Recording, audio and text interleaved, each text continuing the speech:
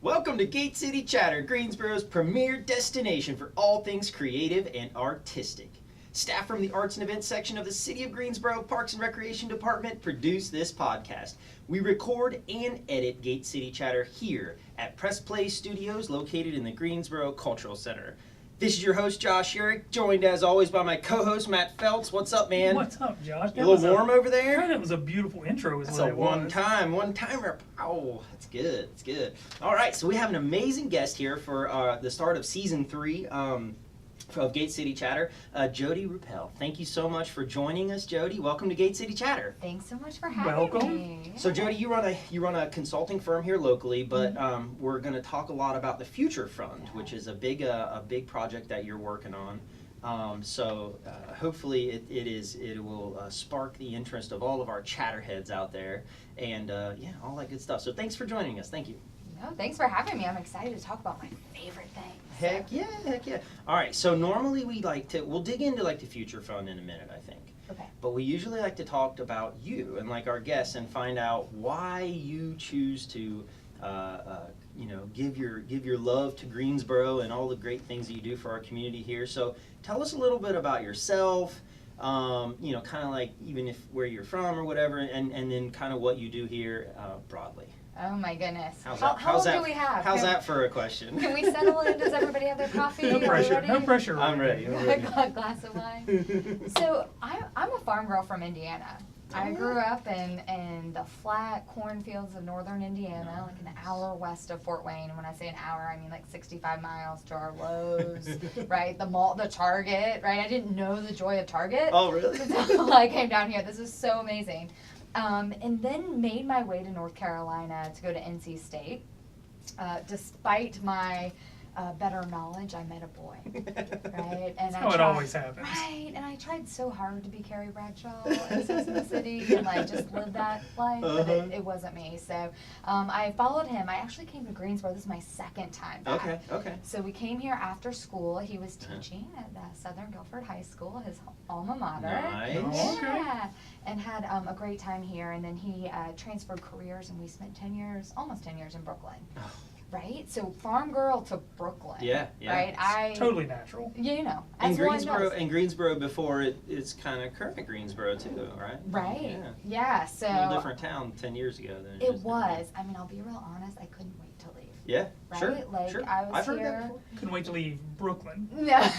Couldn't wait to leave Greensboro. Oh. Yeah. Back in the day, like we're talking Oh, 10, 13 years ago. Brody, you can cut her mic. And so Would change the intro name. Yeah. And I want to be honest about that, Yeah. because Greensboro is so special now, and people have worked really hard to make it that way. So we were living in Brooklyn, and we wanted a 2-bedroom. And that is not necessarily attainable when you work in nonprofit in New York City. And so we started looking. We always thought we'd come back to North Carolina. The weather's great, especially coming from Indiana, right? All those things, beach, mountains, just everything. We thought, we'll go to Raleigh. We went to NC State. Right. And we looked, and we came back and visited Greensboro. And I'm like, Greensboro's cool. Yeah.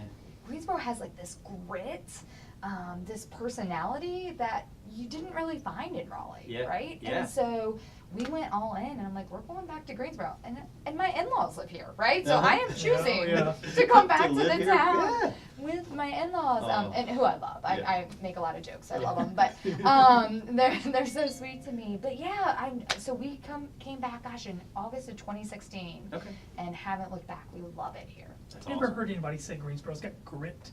Right? I think it should be on a T-shirt. It's a grinding town, man. Think about the history of like textiles and we had and tobacco, even these huge industries that have been kind of hollowed out, and now we have to find our way in different industries in different ways. And Greensboro, I think, or downtown Greensboro especially, speaks to a lot of that. Because when I started, when I moved to Winston in 2003. I lived in Greensboro in 2005, and it was you didn't come really downtown a lot. It wasn't a very comfortable place to be, but Gritty Greensboro. Gritty Greensboro. I You could get love a it. mascot like that. The Philadelphia hockey team. Wait, what is his name? Gritty. Is it Gritty? It's Gritty. He's got wiggly eyes and. I think I saw a story Who do I need about to talk that. to? Chris? What, about getting a green? Yeah, you like wanna, a city manager or something. Didn't the field ops department or somebody get in trouble for having like a mascot that looked like a thing of like slime or something? They're like the greasy something. Ooh, I I'm don't way know. off. They're combating grease, so they created like a little mascot of like, but don't do this, don't be this guy. I don't know, I'm way off topic. Sometimes you need it. Sometimes you Way need to off run those topic. ideas through like a committee first, or at least multiple people. somebody like, hey, So you guys moved here. You moved moved back here. in 2016, and you've done great things since you came back, right? I mean, Yeah. I know you've had a really awesome upgrade of your current living, like total renovation, and everything of your house downtown.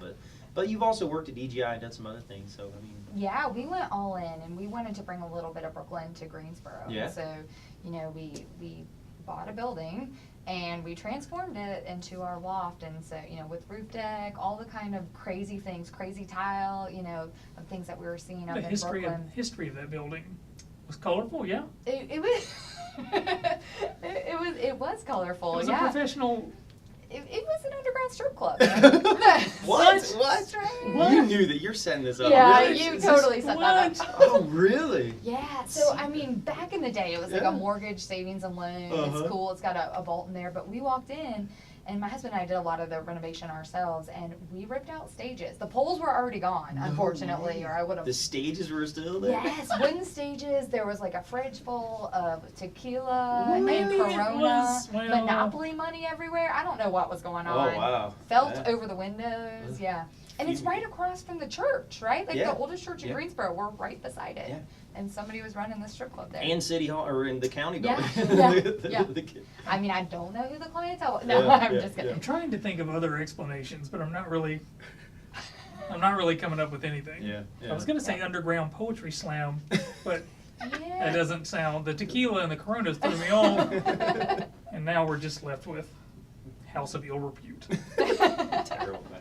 So you renovated this whole place. Yeah. It looks awesome. When people drive down on Market Street, they can see your top floor. What do Yeah. you call it up there? The roof deck, kind of, yeah. Roof deck. Yeah, it's super Party cool. roomish, yeah. Yeah. So that's great. What a way to dive in. Yeah. Yeah. So you really did commit all of your resources, your emotional and your financial resources, everything to Greensboro. Yes, we That's did, wonderful. and we're so glad that we did. So Yeah. we love it, and we're hoping to kind of create something where we have a space, not only that we love and enjoy, but we can share with others, and then hopefully other people will see what's possible down here. Right? There are some really cool hidden gems of like these Oh, right on, yeah. apartments Yeah, over yeah, the yeah. old storefronts that I don't think anyone knows about because the owners all live in them. Yeah. Right. Yeah. Right? And so just think about the possibilities of coming downtown and having that walkability and just having this awesome urban loft, right? It's the way to be. So Heck yeah. So you mentioned you worked in nonprofit Mhm. up in New York. So you were able to get into the nonprofit world here locally when you moved back down? yeah, I was very fortunate to get a job with Downtown Greensboro Incorporated. And it was something near and dear to my heart. And one of the reasons we moved back is I wanted to be a part of something bigger. Right. In New York, you're there with millions of people, Yeah, right? sure, sure. You are a minnow in an ocean. And it wasn't about being a big fish, but it's just about making a difference and knowing your Yeah. neighbor and being a part Seeing your difference, yeah, Yeah, seeing your work like impact people. Exactly. And so working with Zach and Julia and the crew there, I mean, they are fantastic. Yeah, oh yeah, oh yeah. The things that they have done, and it's such a small office. So Yeah. to come and roll up my sleeves and be a part of that was just transformational for me, and I loved every bit of that. That's so. awesome. That's awesome. Yeah, I Yeah. think that the DGI just as a whole, I've seen a few different regimes come through, directors and folks, but that people don't really understand like that is why downtowns, that is a form of a business improvement district. For those who don't know, is a certain geographical district that's established, and there's a very very small incremental tax that's increased in those areas, and Very small. I mean, not even noticeable. But that money then goes directly to support the programs in the downtown, recognizing that, things in the downtown like cleanliness or security or the need for events like Fun 4th and Festival of Lights have to happen, and they need to be funded a little bit differently.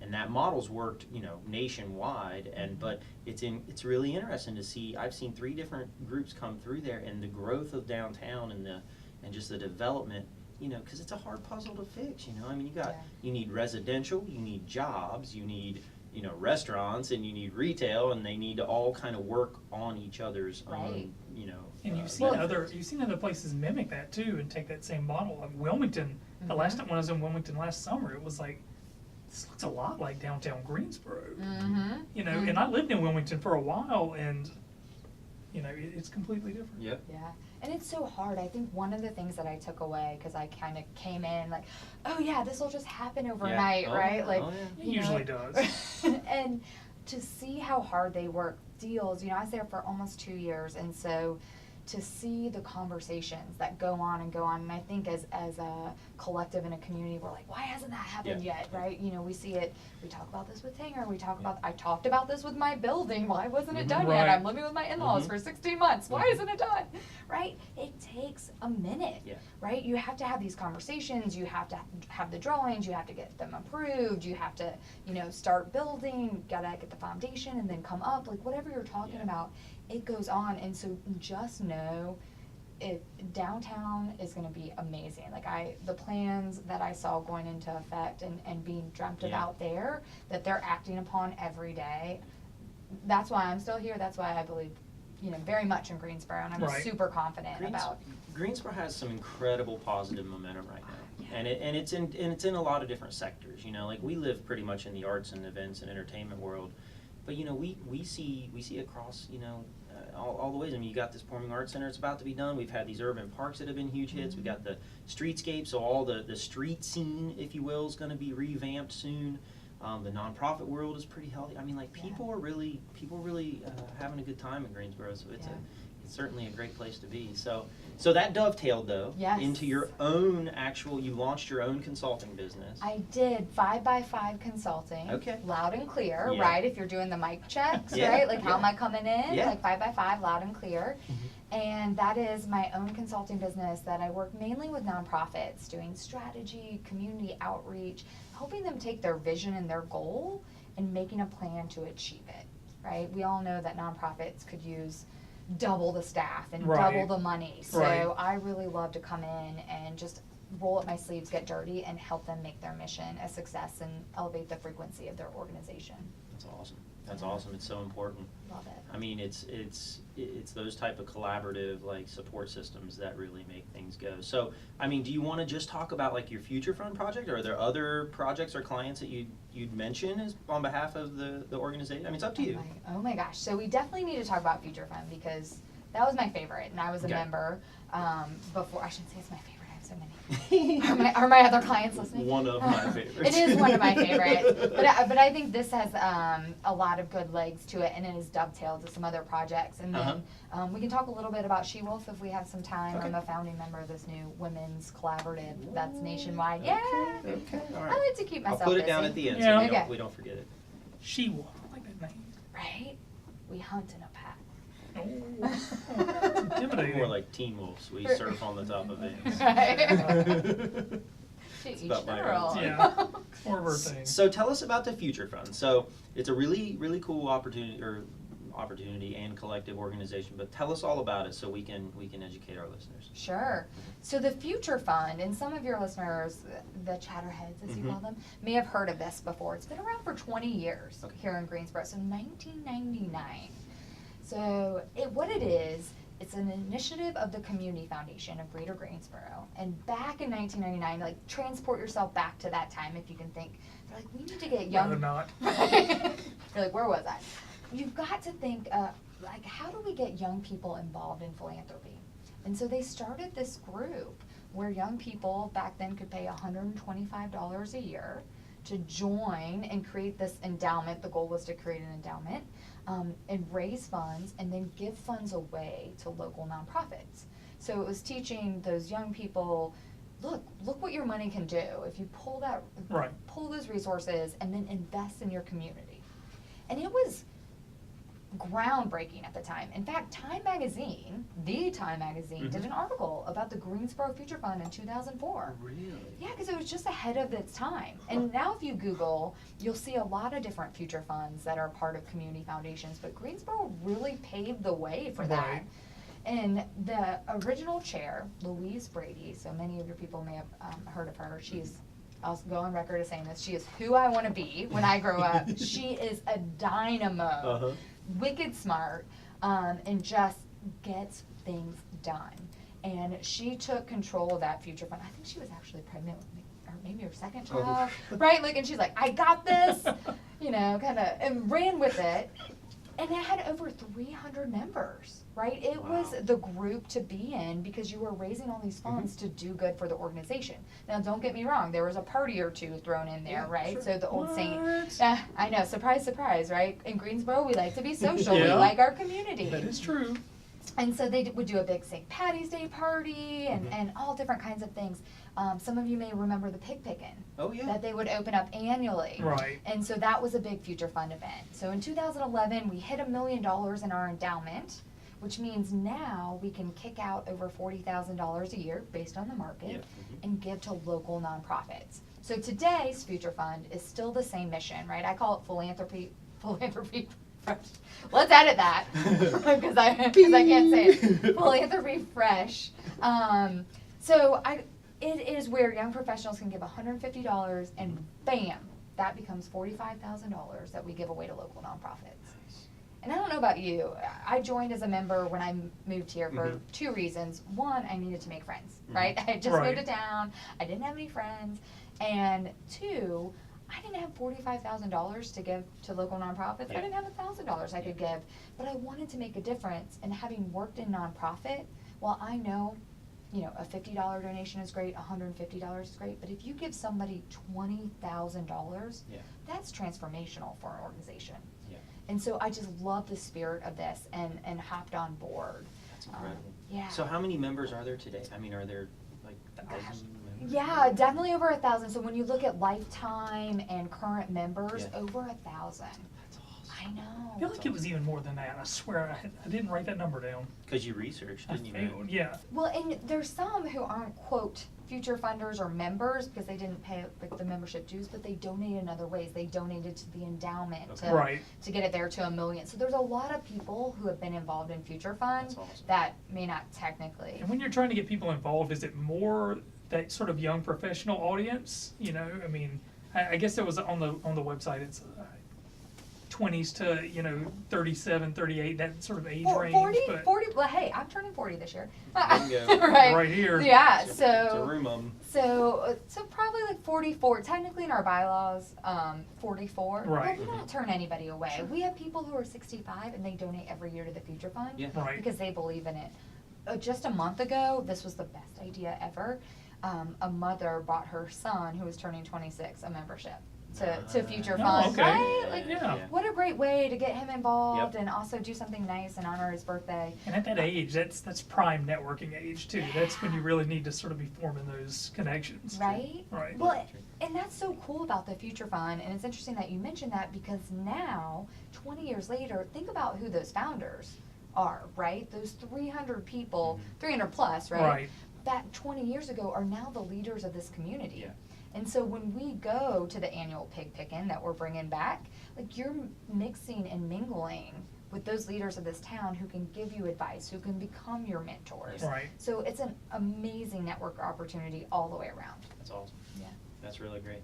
So it's a great way to get involved. All right, so Matt wrote on here, and it sounds pretty. Would you like pretty me? cool? Yeah, Matt, you keep this up. I love what you've. Well, we talked about it earlier when you walked in. You know, so on the website it's described as part incubator and part nonprofit Shark Tank. Yeah. Like, how did that come about, and like sort of explain the way that works and the way I guess these $40,000, $45,000 that's awarded or decided. Yeah. Sure. So we wanted to do something different going into our 20th year. And kind of make a big splash with Future Fund so everybody heard about it. So in the past, nonprofits would just apply and we would, you know, rank them and we would give out grants, you know, 7,000 here, 5,000 here. That was great. The Future Funders felt really good about it, but no one else was hearing about it. So we're like, you know what can we do to really elevate this? And we're like, Shark Tank, right? Y'all have seen the show, right? Everybody loves Shark Tank. Right? Everybody loves it. And so imagine we now pick 10 nonprofits, so they still apply, we've actually picked for this year, we have our class of 2019, Future Fund 10, so they're 10 finalists. Okay.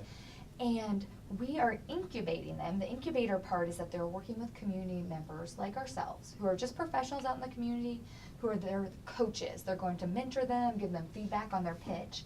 And then Tuesday, April 16, 2019, at Triad Stage, they're gonna give their 3-minute pitch to the whole audience, right? So that's over 300 people sitting in those seats at Triad Stage. It's them and a microphone. There's no PowerPoint. No pressure. There's no props. It's not like Shark Tank where you can like roll out like your product or something, right? It's just them and a microphone. Really? Isn't that so we're coaching those nonprofits to help elevate their elevator Yeah, pitch, oh, if yeah. you will. Yeah. We're giving them a stage both literally Mhm. and figuratively to talk about their nonprofit. Best part, so the audience texts to vote on the winner.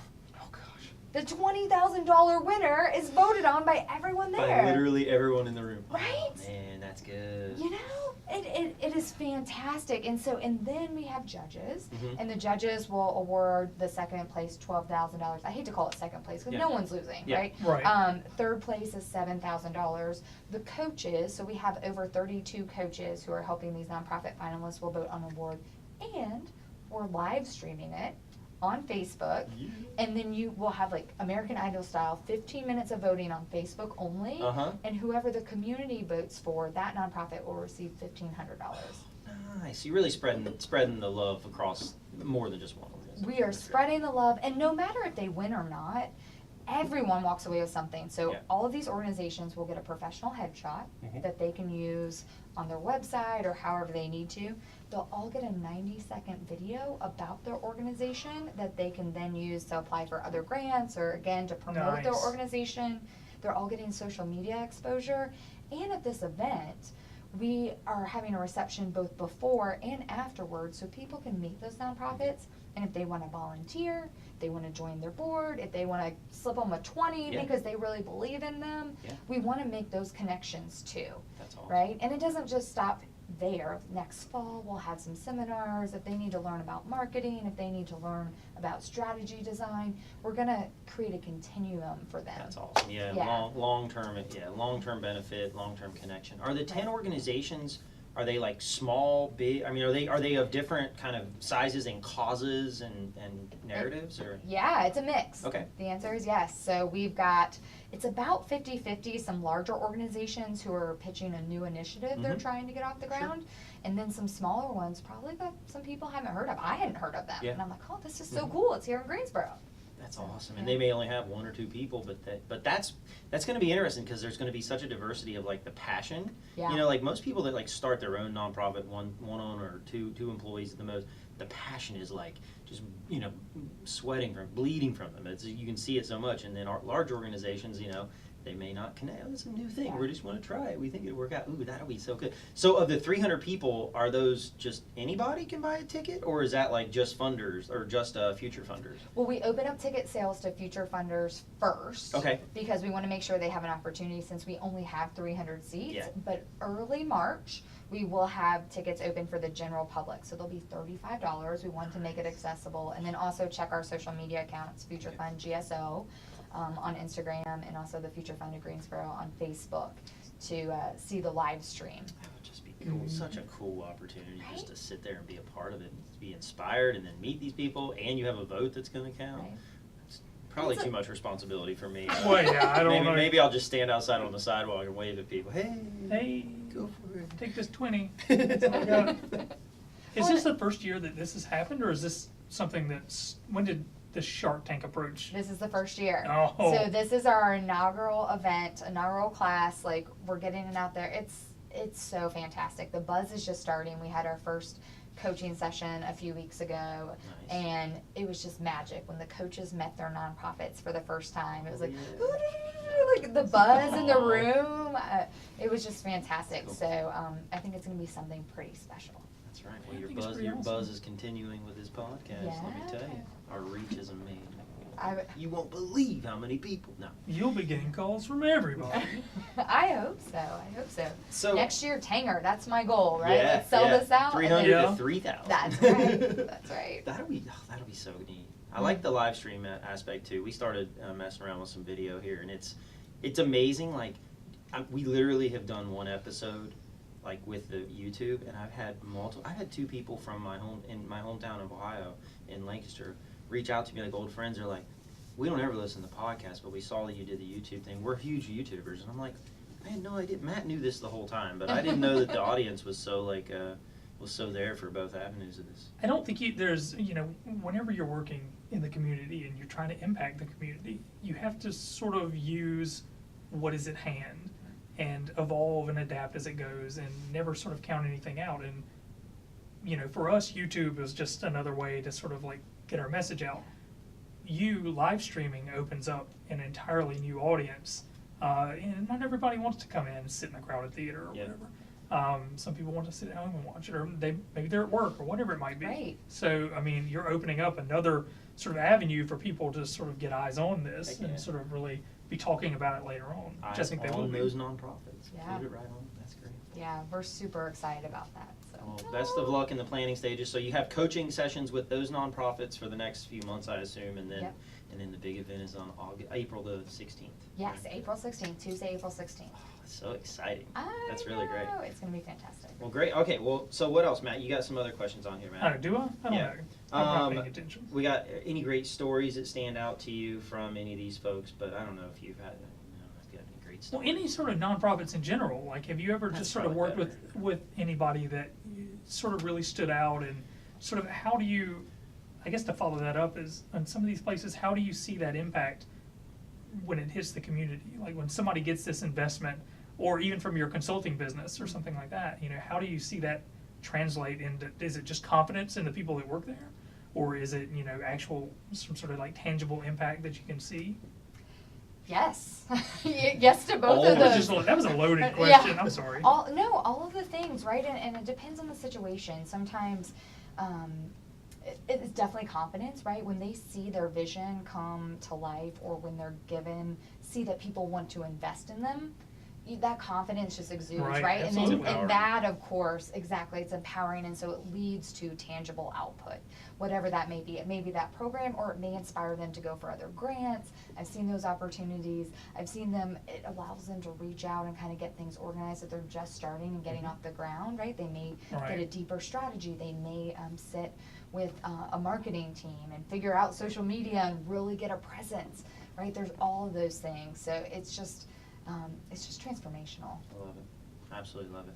I kind of want to hear about She-Wolf. I want to know all about this She-Wolf idea. Is it like, there are details you can share, or is it Is sort it of, like a is it still like undercover right now? How's this working? No, we just launched She-Wolf January 1 of this year. Okay. So I am one of the founding members of the organization. And so it is not my brainchild. It's Jordan Lazinski of Brand Boss Creative.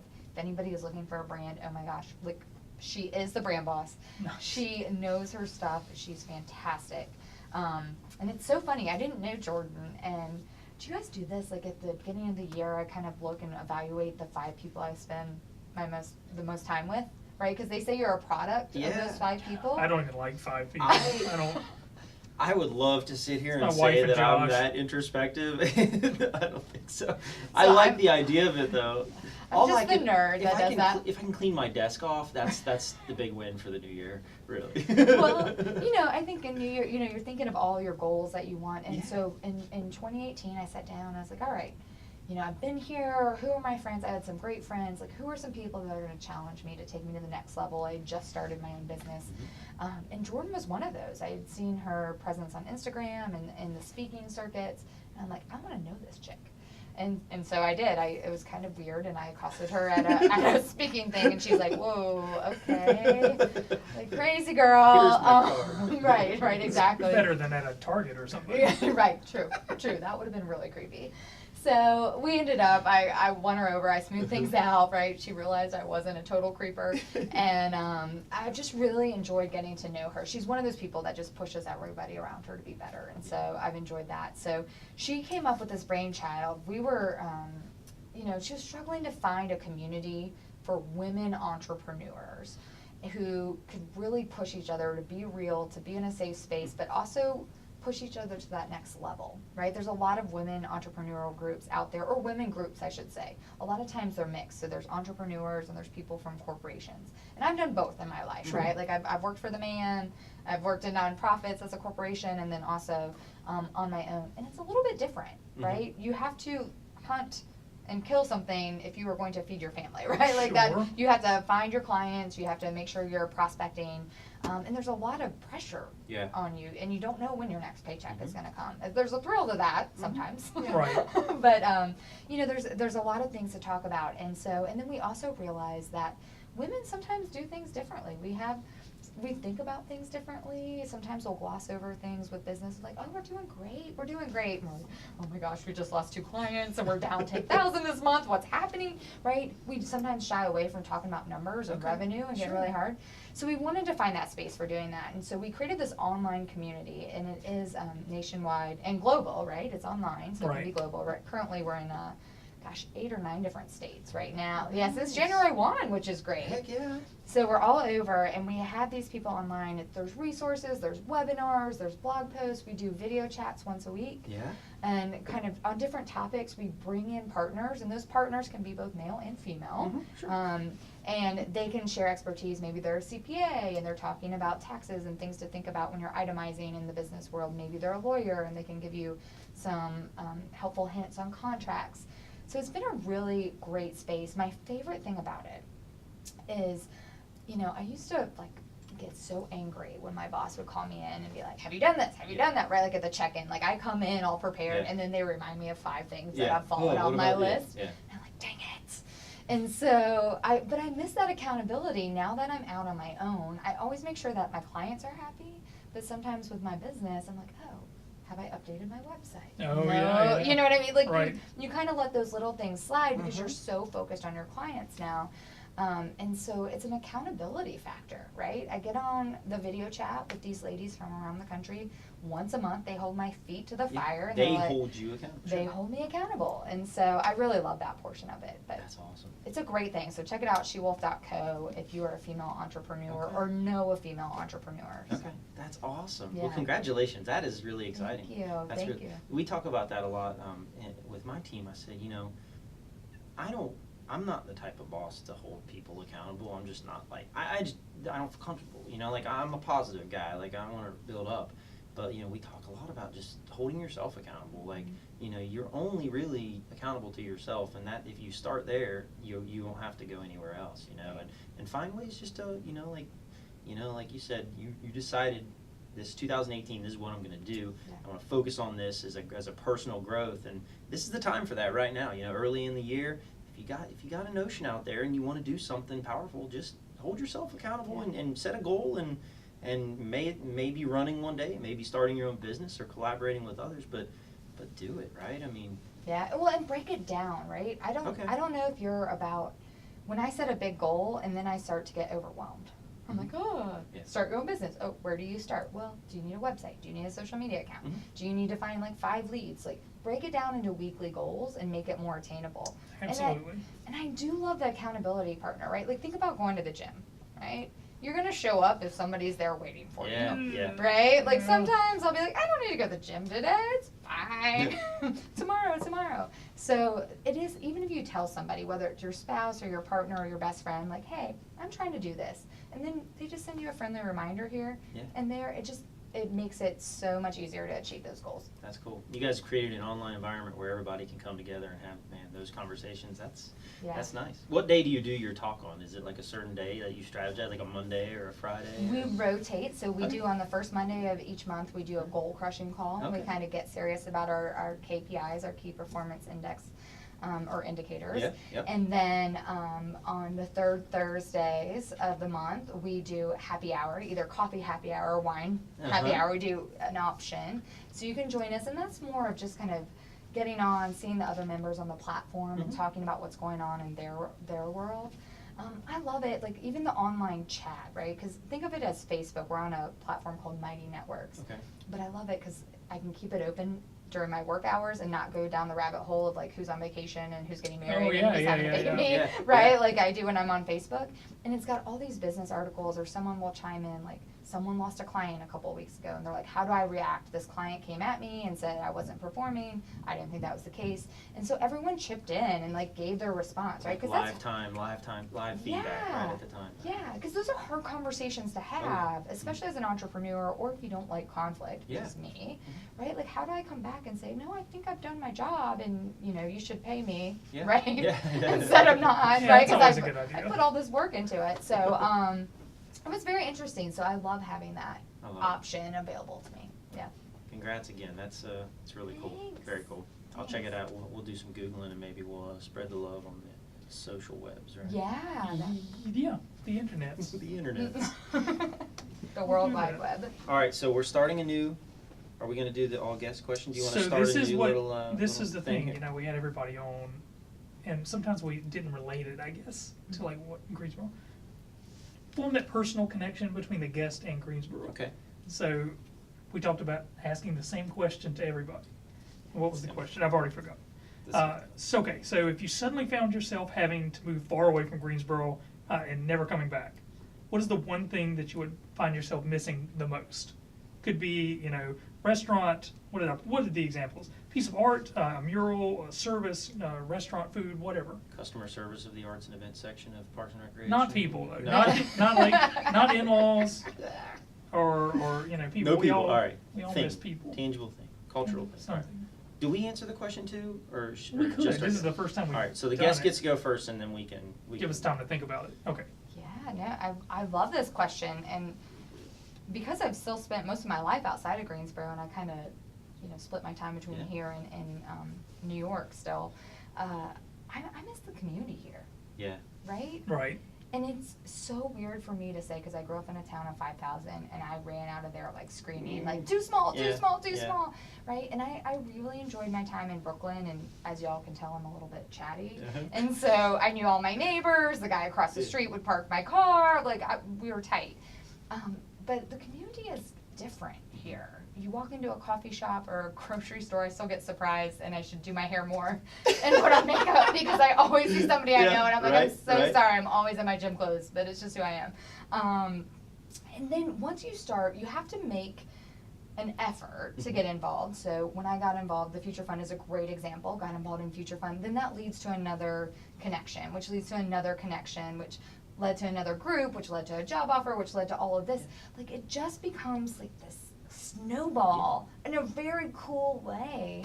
And now I know people, it's fun. I've had some parties now, having some people over for the Super Bowl, and I realize these two separate friend groups, which I thought kind of knew each other, like their kids go to the same preschool, and I'm like, whoa, everybody's connected. But there's just such a cool sense of community here that I think is super powerful and can be even more powerful if we lean on it and lean into it to make Greensboro even better. So I would definitely miss that if I had to go away. Problem is, that was my exact answer. Really? No, I was like word for word. I was going to say something similar too. Like, jeez. Well, you go ahead then. Well, no, like the same. Like, I'm not as eloquent as Jodee is, but like, you can go in. I go anywhere, and I always see people, and I see people that I know and that I love and that I work with all the time and that I appreciate, that are part of this community that we have, and that's like really awesome. Like, it's a big city, but it's really not a big city. Like, it really isn't. Like, it's a big city population wise. We've almost 300,000 people here, large square mileage and all that. But anywhere I go, I always end up seeing. And I go to the farmer's market. Boy, you can't get through the farmer's market in like 20 minutes. It's an hour and a half adventure. But that's good, right? You see these people you know and you love. But Matt, how's that? What do you think? Me? Yeah. You were about to say something. Probably Emma Keys. Emma Keys? Oh, yeah. Emma Keys, or what is it? About best man. What is that? Pho Hing Bung. Our favorite Vietnamese place. Yeah. I've been going there since I was like 16. Really? When I was like 16, I moved in with a immigrant Vietnamese family. Weird story, but I worked in their nail salon for a little while. It was good times. But we always used to go to this restaurant, like, constantly. It's a normal thing that people do. Sure. And Brody's dying over there on the other side of the audio book. But this place is fantastic, and it's been there forever, and it's expanded, and it's remained the same. Like, it hasn't felt the pressure to like change into something else, just because you know, there's more people in town that's getting more attention and stuff like that. So even when I was in Texas for, you know, 4 years or whatever it was, you know, there's plenty of restaurants to eat around there and stuff. I always miss that place. Yeah. I would miss like El Mercadito on the Saint, like right up the road from there. Yeah. Like we have a lot of like such good multicultural food in Greensboro. Ooh, diverse. Oh man. It is, yeah. I That's mean, one just of my favorite places. in a general Rear and sort of Tie. way. Rear and Tie is really good. Just super cheap. Taste Y'all of are Thai. you're making me hungry. Last podcast we went on for days about Taste of Thai closing. We're like, no, why did it close? But yeah, what else? I don't know. That's probably good. That's good. That's a good question. I like that. What will we There's so miss? much. Can we issue a challenge to the listeners? Yeah. Based on this. So I want to encourage everyone to go up to someone they don't know. Ooh. The next time you're at the Green Bean or Union Coffee or Uh-huh. the Faux Restaurant, like Yeah. go talk to someone you don't know and say hi and introduce yourself. Because I know sometimes if you're not extroverted, Yeah. like us, right? We're here on a mic, we can talk all day, cut us off, Yeah. right? Yeah.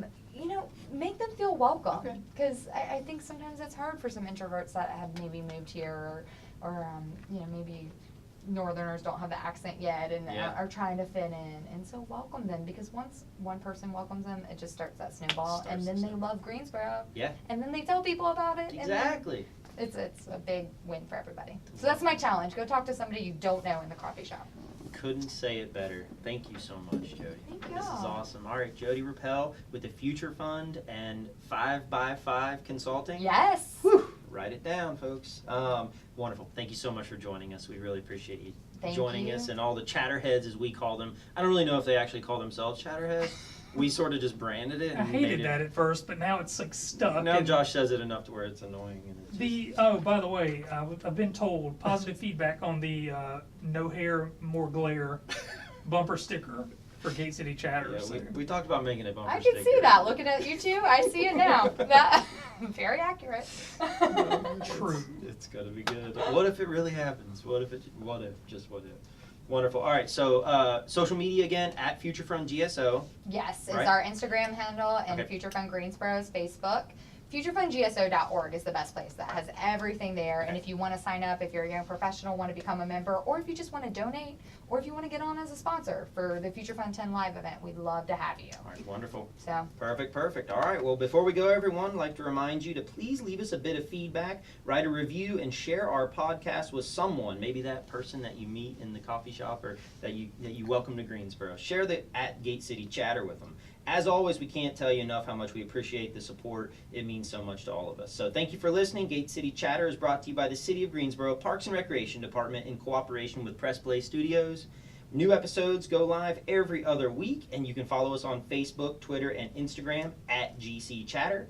And you can also find us now on YouTube by simply searching Gate City Chatter. So until next time, I'm Josh. This is Matt. Take care, everybody. Jodee, thank you again so much. thank you. All right, bye, Greensboro. Thank you.